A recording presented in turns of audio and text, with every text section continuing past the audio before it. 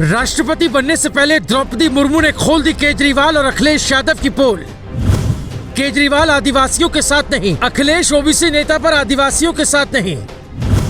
हारे हुए उम्मीदवार को वोट, पिछड़े हुए आदिवासी को समर्थन नहीं। गजब है पॉलिटिक्स। अगर बीजेपी ने किसी मुस्लिम को उम्मीदवार बनाया होता तो पहली लाइन में केजरीवाल और अखिलेश यादव खड़े होते। एक महिला आदिवासी का नाम आया तो दोनों नेताओं के चेहरे से नकाब हट गया। केजरीवाल और अखिलेश यादव ने द्रौपदी मुर्मू का विरोध करके एक लंबी सियासत की तरफ इशारा किया। वो क्या है, हम आपको विस्तार से समझाते हैं। द्रौपदी मुर्मू ने राष्ट्रपति बनने से पहले ही कई पार्टियों का हाल बेहाल कर दिया है। दिल्ली के सीएम अरविंद केजरीवाल की पार्टी खुद को अम्बेडकरवादी कहती है, दलितों का मसीहा बनने की कोशिश है, लेकिन आदिवासी महिला के साथ नहीं है। जब बात वोट देने की आई तो पता चला दलित, आदिवासी, पिछड़ा कुछ की सियासत में सिर्फ वोट लेने के लिए होते हैं, देने के लिए नहीं। मायावती इस मामले में नंबर 1 पर है, जिन्होंने आदिवासी महिला का नाम आते ही वोट देने का ऐलान कर दिया। लेकिन केजरीवाल और अखिलेश यादव क्यों मुकर गए, इसकी वजह बहुत बड़ी है। राष्ट्रपति चुनाव में विपक्ष कई खंड में बढ़ गया। यहाँ तक कि ममता बनर्जी भी बीजेपी के साथ चली गई और यशवंत सिन्हा को बंगाल में एंट्री तक नहीं दी गई।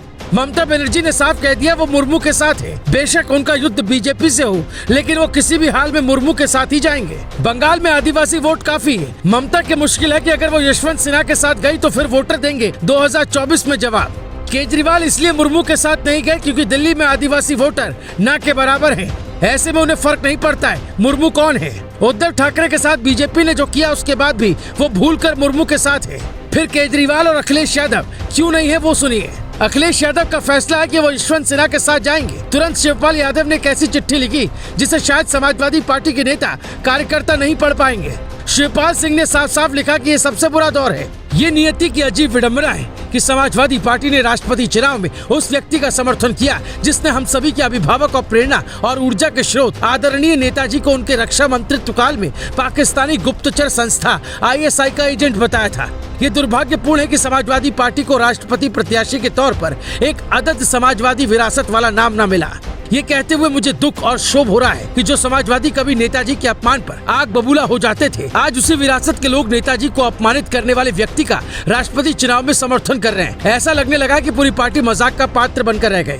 केजरीवाल की पार्टी का दावा है कि वो मुर्मू का सम्मान तो करते हैं, लेकिन वोट यशवंत को देंगे। यही कारण है कि सभी पार्टियों की कथनी करनी साफ हो गई है। दरअसल जो मुर्मू के साथ नहीं, उन्होंने खुद बता दिया कि वो उन राज्यों में चुनाव नहीं लड़ेंगे जिन राज्यों में आदिवासी वोटर की संख्या है। हम आपको आंकड़े से समझाते हैं। भारत में आदिवासी समाज कई जातियों, उप जातियों में बटा हुआ है। पूरे देश की आबादी में अनुपात देखेंगे तो बहुत बड़ी संख्या नहीं है। 2011 की जनसंख्या के अनुसार देश में 8.6% नागरिक आदिवासी थे। छत्तीसगढ़ में कुल आबादी का 30.62% आदिवासी है, जबकि गुजरात में 14.75% जनसंख्या है। झारखंड में 26.21% आदिवासी, मध्य प्रदेश में 21%, महाराष्ट्र में 9.35%, ओडिशा 22.85%, राजस्थान में 13.48%, जबकि असम में 12.45% है। अरुणाचल, त्रिपुरा, मेघालय जैसे राज्यों में आदिवासी आबादी काफी संख्या में रहती है। अब इन राज्यों में न तो केजरीवाल का कोई मतलब है, न ही अखिलेश यादव का, इसलिए दोनों ने मुर्मू को ठुकरा, यशवंत सिन्हा को गले लगाया। कहते हैं इस मामले में मायावती ने समझदारी दिखाते हुए अच्छा कदम उठाया। मायावती राजस्थान, मध्य प्रदेश जैसे राज्यों में सक्रिय रहती है। मुर्मू के साथ जाने का फैसला दिखाता है कि कौन कितने दायरे में पसंद करता है। मतलब जिनको कुआं पसंद है उन्हें भारत जैसे विशाल देश के सभी राज्यों की जातियों से कोई फर्क नहीं पड़ता। इसलिए अखिलेश यादव और केजरीवाल का फैसला कि वो मुर्मू को वोट नहीं देंगे। Bureau report, global Bharat TV.